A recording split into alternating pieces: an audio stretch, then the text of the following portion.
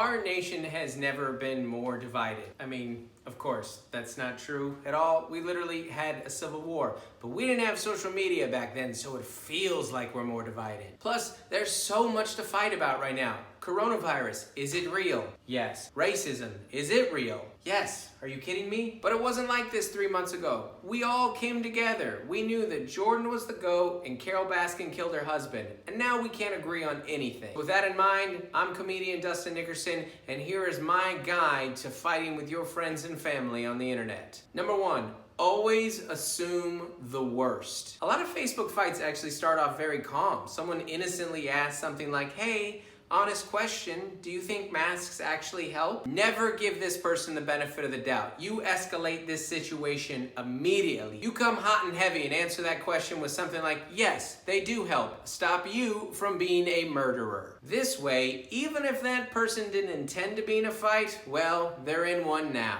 Number 2. Use what you know of their personal history against them. What kind of dirt do you have on them that is totally irrelevant but really painful? Are they recently divorced? Then totally use that. Hit them with something real nuanced and subtle like, oh, now that I know you're a racist, I'm glad you only get to see your kids once a month. This is a great way to get that person to calm down, reflect, and see the error in their ways without getting too emotional. Number 3, be sure to use all the important divisive labels. White privilege, race baiter, bootlicker, virtue signaler, and the nastiest of them all, Karen or Hitler. Honestly, I think it's a real toss-up between those two right now. You know, all those terms that you didn't come up with, you just throw around all willy-nilly. That way, that person knows that you're better than them, and they know that you know everything about them based on their opinion on this one issue. Which, of course, is accurate because what human has multiple nuanced opinions on issues? Number 4, if you are losing the argument, change the subject. Oh no, things are not going the way that you wanted. This person is wiping the floor with you in this argument.